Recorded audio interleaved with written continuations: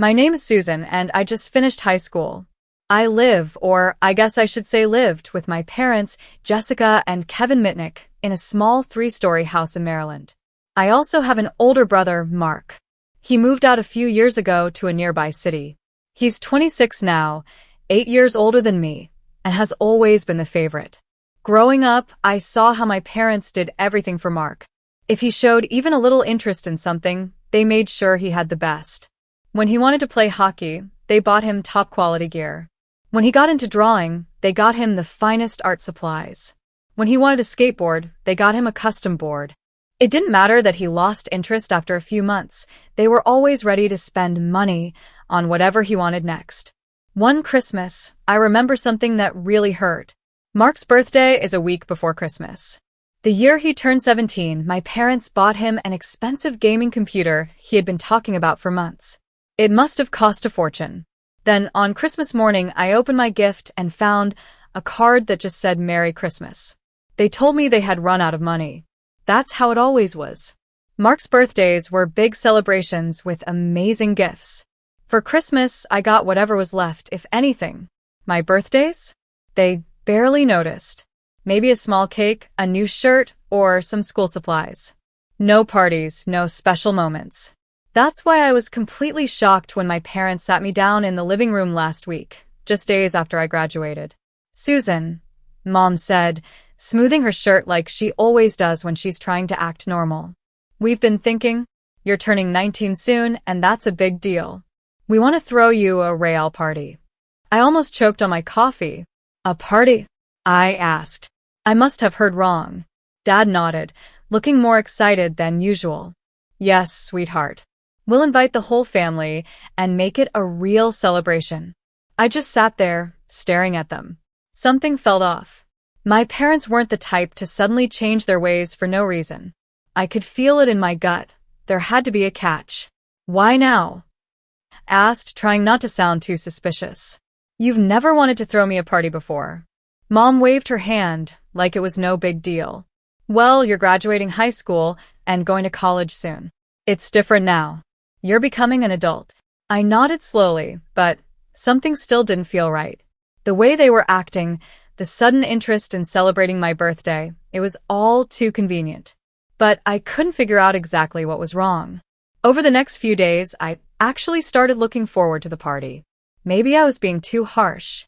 After all, it made sense. I was turning 19, had graduated with honors, and was heading to college. Maybe my parents finally realized I deserved some attention too. I kept catching Mom on the phone, speaking in a low voice about party plans. She was ordering a fancy cake, choosing decorations, and making a guest list. Even Dad seemed unusually involved, cleaning up the backyard and fixing the wobbly patio furniture he had ignored for months. "Do you need any help?" I asked one afternoon when I found Mom in the kitchen surrounded by party planning notes. She jumped a little and quickly gathered the papers. No, sweetie. We want this to be a surprise. Just focus on enjoying your special day." I shrugged and grabbed an apple from the fruit bowl. "Okay, if you're sure. By the way, is Mark coming?" "Of course he is," Mom said, but something in her voice sounded off. He wouldn't miss his little sister's big day. I wanted to believe her, but Mark hadn't answered any of my texts all week. Typical Mark, always too busy with his own life to care about anyone else's. 3 days before the party, I went downstairs for a glass of water. That's when I heard my parents talking in the kitchen. I normally wouldn't listen in on my parents' conversations, but something about Dad's tone made me stop at the top of the stairs. "Kevin, are you sure everything will be perfect?" Mom sounded nervous. "Your mother is very picky about these things." I froze. Grandma Margaret was coming? She lived in New York and hardly ever visited. The last time I saw her was almost 3 years ago.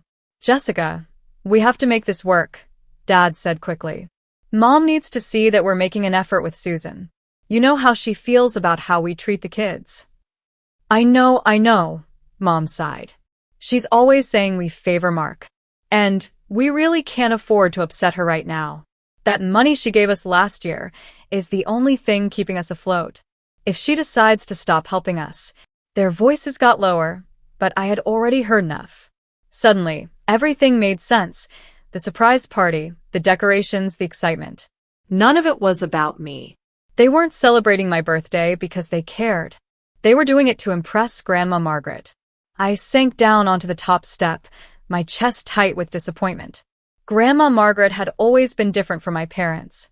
She never fell for Mark's charm and actually paid attention to me. Every time she visited, she pointed out how unfairly I was treated. And she was rich.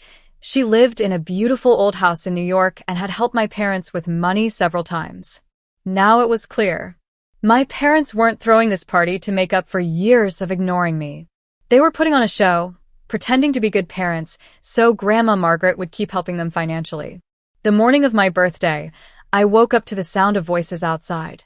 Mom's overly cheerful tone carried through the open window. I peeked outside and my heart jumped. Grandma Margaret was here, stepping out of her simple Toyota Camry.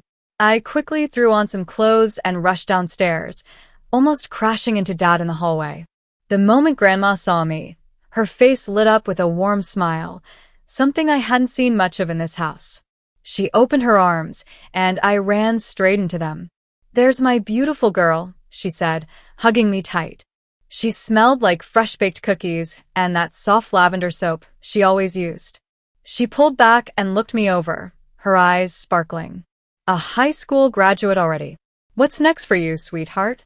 We moved into the living room, where Mom had arranged the furniture to look like something out of a home decor magazine. I sat next to Grandma on the sofa while my parents sat nervously on the edge of their seats. "Well," I started, trying to ignore Mom's intense stare, "I actually got accepted into several colleges. 2 of them offered me spots." "That's wonderful." Grandma squeezed my hand. "Tell me about them." "The State University offered me a full scholarship," I said, noticing my parents nodding approvingly. "And then there's Brixworth College." I hesitated. My parents thought this wasn't an option. It's a really great private school, but tuition is about $30,000 a year. Grandma nodded thoughtfully, a small smile on her lips. She didn't say anything, but something about her expression made me think she was already coming up with a plan. The doorbell rang as guests started arriving, first Aunt Rebecca and Uncle Timothy, then my cousins, followed by some family friends. Mom rushed around, playing the perfect hostess, while Dad grilled food in the backyard. But one person was missing: Mark. I tried calling him 4 times, but each time it went straight to voicemail. When I asked Mom about him, she just said he was busy with his auto parts business, but would definitely congratulate me later. By mid-afternoon, the party was in full swing. The backyard was filled with the sound of relatives chatting and the smell of grilled food. I tried to enjoy myself, but something felt off. My parents kept hovering around Grandma Margaret, making sure her glass was always full and her plate never empty. They were acting way too eager to please. I had just finished a piece of birthday cake when Grandma suddenly stood up, tapping her fork against her glass. The chatter stopped, and everyone turned to look at her. "I'd like to say something," she announced, her voice strong and clear. "Today, we're celebrating not just Susan's 19th birthday, but also her acceptance into college." She smiled warmly at me. "Susan, honey, I've watched you grow into an incredible young woman. Unlike some people," she paused for a second, "you've always worked hard and never taken anything for granted." My parents shifted uncomfortably in their seats. I saw Mom nervously tearing apart a paper napkin. "When you told me about your acceptance to Brixworth College," Grandma continued, "I could see how much you wanted to go, even though you thought it was out of reach." She reached into her purse and pulled out an envelope. "That's why I've decided to give you a special gift." She walked over and handed me the envelope. My hands were shaking as I opened it. Inside was a check, and when I saw the amount, I thought my eyes were playing tricks on me. I blinked and looked again. $150,000. Grandma smiled at the shocked crowd. "Enough to cover your tuition at Brixworth College." For a moment, everything was silent. Then chaos. Aunt Rebecca let out a gasp so loud it could have sucked the air out of the yard. Uncle Timothy started clapping, and soon everyone joined in. My cousins were cheering and shouting. I just sat there, staring at the check, tears running down my face. This wasn't just money. This was freedom. A chance to go to my dream school without drowning in debt. Grandma, I choked out, standing up to hug her. I can't believe this. Thank you so much. Out of the corner of my eye, I saw my parents. They weren't clapping. Mom looked pale, and Dad looked like he had been hit by a truck. They were whispering to each other, glancing at the check in my hands. I spent the rest of the evening with Grandma. She told me stories about her college days and gave me advice about living on campus. For the first time, someone in my family was actually excited about my future. As the sun set, guests started leaving. The yard was covered with empty plates and half-finished drinks. Grandma decided to spend the night, saying she was too tired to drive home. I helped her get settled in the guest room, happy to have a little more time with her. The next morning, after breakfast, Grandma hugged me tightly and promised to call soon to help me plan for college. I watched her car disappear down the street, still barely believing what had happened. That evening, Mark finally showed up. He walked in without knocking, looking like he'd been sucking on lemons. His expensive designer clothes were wrinkled, and there were dark circles under his eyes. "Happy birthday, sis," he mumbled, avoiding my eyes. No hug, no card, not even a small gift. He went straight to the kitchen where our parents were, leaving me standing alone in the hallway. Dinner that night was so tense, you could cut the air with a knife. Mark sat across from me, slouched in his chair, scrolling through his phone. Dad cleared his throat a few times before finally speaking. "Susan, honey, we need to have a serious family discussion," he said, setting down his fork. He glanced at Mark. "Your brother has been going through a rough time. His auto parts business, well, things haven't been going as planned." Mark finally looked up from his phone.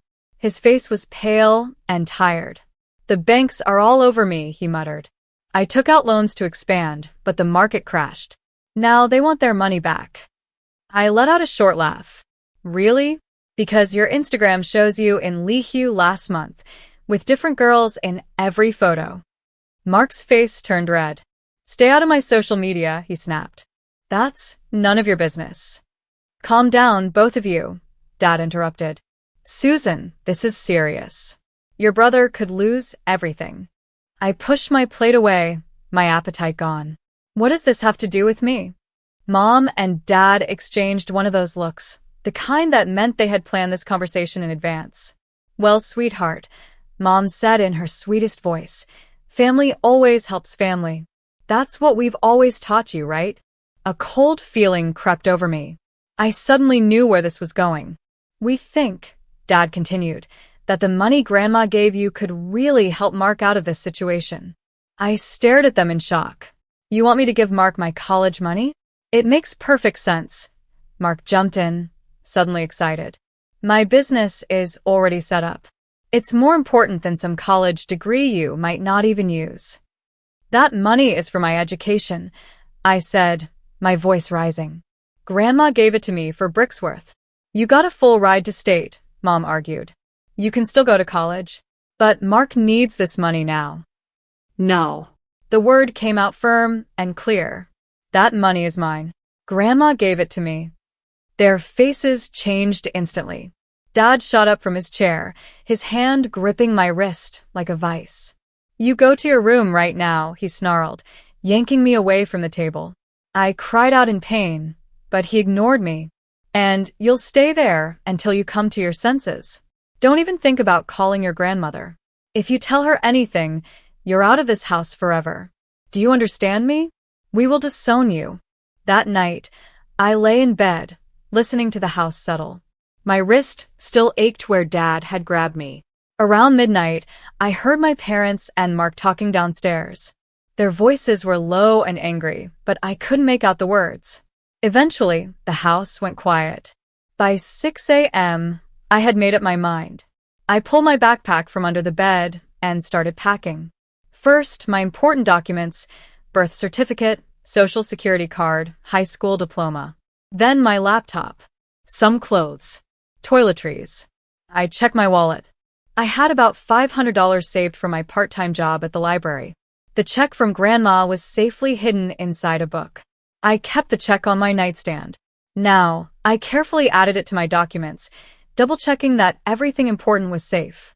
Moving quietly, like a ghost, I crept down the stairs, avoiding the third step that always creaked.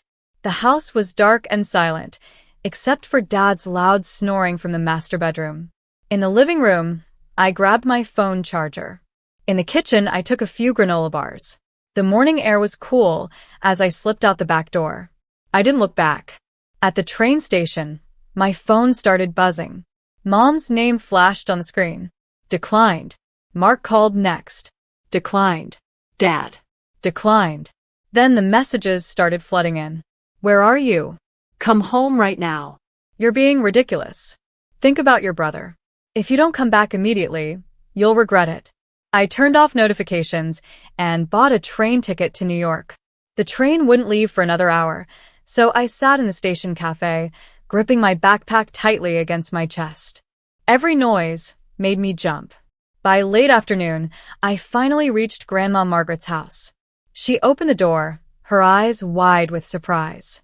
Susan, what on earth? She pulled me inside. Your father called me this morning, she said, closing the door behind us. He told me you ran off with some boy and were planning to waste your college money on parties. That's a lie. I blurted out. I took a deep breath, my hands shaking. They wanted me to give the money to Mark, I said. His business is failing, and they tried to force me to hand over my college fund. When I refused, I touched my wrist, where bruises were already forming. Dad locked me in my room and threatened me if I told you. Grandma's face changed from worried to furious. Without a word, she pulled out her phone and dialed Dad's number, putting it on speaker. Kevin, she said sharply. Yes, Susan's here. Oh, thank God. Dad's voice crackled through the speaker. Mom, she's been acting out, making up stories. Save it. Grandma cut him off. She spoke coldly. She told me everything. About Mark's failing business, about you trying to steal her college fund, about you threatening her. She's lying.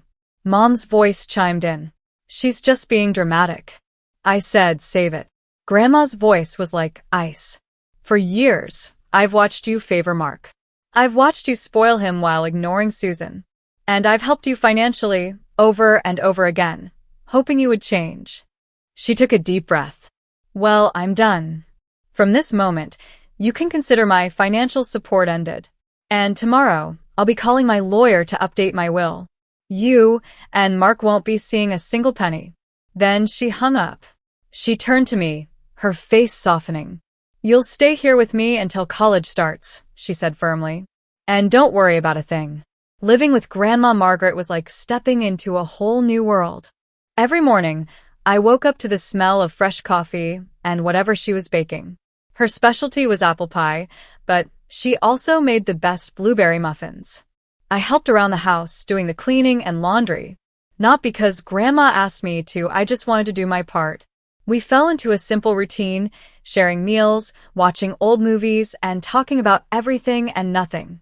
Meanwhile, my phone wouldn't stop buzzing. Mom, Dad, and Mark tried everything: calls, texts, Facebook, Instagram, even LinkedIn. Their messages went from guilt-tripping to angry to manipulative.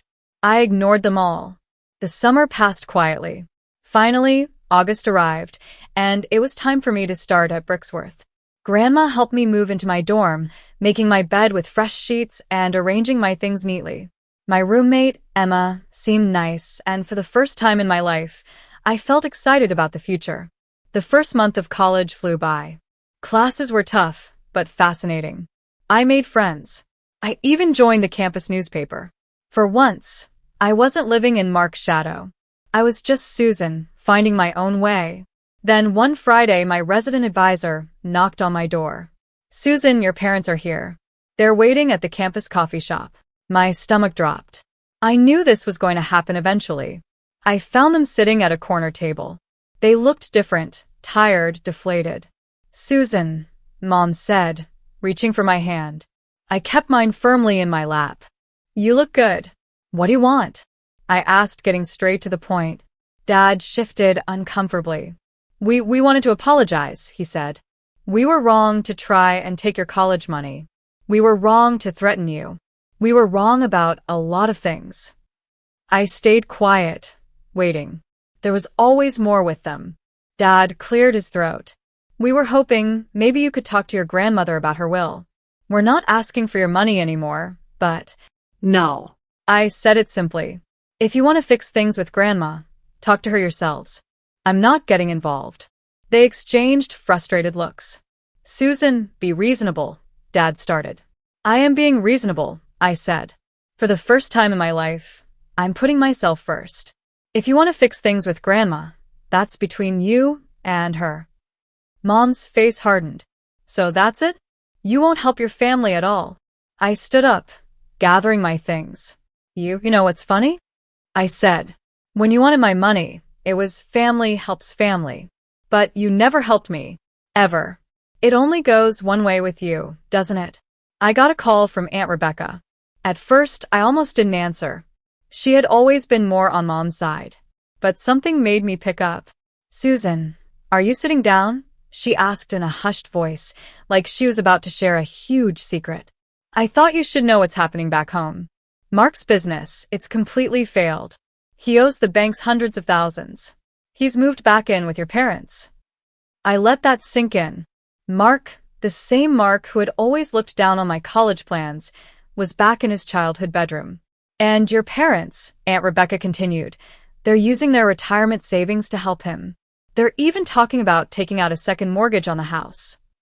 Later that week, Grandma called.